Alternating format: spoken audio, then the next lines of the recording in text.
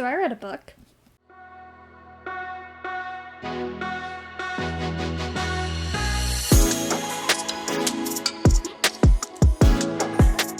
If you haven't read Little Fires Everywhere by Celeste Ng, stop.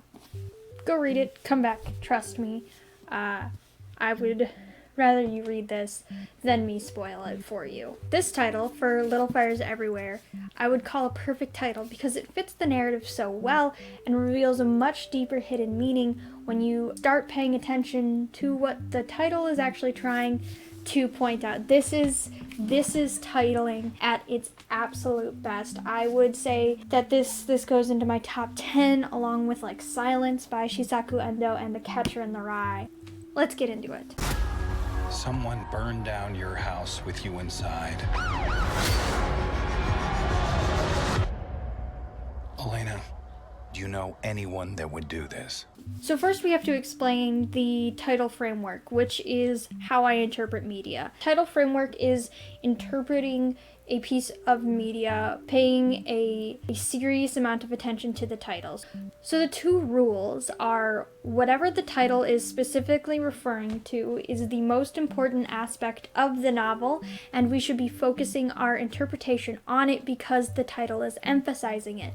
And two, whoever speaks/thinks the title first is the most important character in the book. The first part is obvious. Clearly the title should be referring to the most important thing in the novel. That's how we know that The Catcher in the Rye is about a boy's inability to cope with the fact that he couldn't save his little brother from cancer, and that all he wants to do is save children in the way that he couldn't save Allie.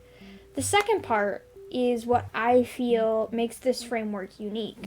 I wasn't taught this in my BFA program, and I've never seen anyone else really look at media like this. I sort of tripped into it when I wrote my essay on how to title fiction and argued why The Catcher in the Rye could not have been named anything except for The Catcher in the Rye. And the Little Fires Everywhere falls into that same category. You could make a very good argument why there is legitimately nothing else you could call this.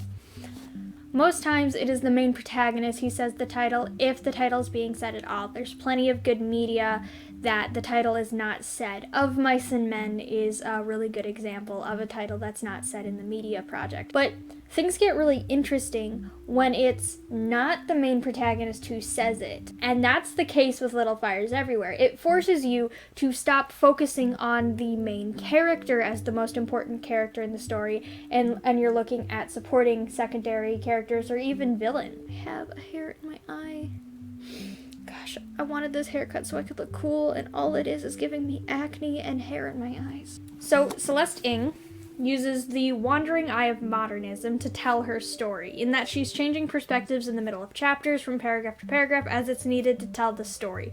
So we get a lot of insight into the cast of Little Fires Everywhere. This is a method that is used in a lot of modernism pieces. I've always been comparing the writing style of Little Fires Everywhere to Virginia Woolf's Mrs. Dalloway. If you thought Mrs. Dalloway was a really difficult read, but you still kind of want to understand what she was doing stylistically, I would read Little Fires Everywhere. You can understand what Virginia was doing because Celeste does the same thing, and Celeste's novel is significantly easier to read. Because of the wandering eye, we can't consider... Is there a bookmark in here?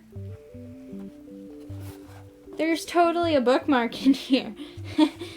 I DNF'd this, but what was I saying? So because of the wandering eye, we can't consider anyone who has a point of view to be the main character. It'd just be too many of them. This is obviously interpretive, but I would consider Lexi Richardson a secondary antagonist. She's not a protagonist or an antagonist. She's just a antagonist. What that means is Lexi is the character we want to focus on in the narrative. She's significant so much that she is given the title to say instead of anybody else in the novel. I believe the title is dropped in the first 10% of the novel, where we are at the house fire and Lexi is reciting to the characters what she had heard the firemen say, which that the house fire was little fires everywhere, because it was multiple fires in multiple points of origin in the house. Lexi is speaking the title, but what is the title actually about? That's referring to Itsy Richardson. Did I just call her Itsy? That is my best friend's nickname, is Itsy, and also my cat's name. Oh, I love you, Fletcher. Anyways, so the title is referring to Izzy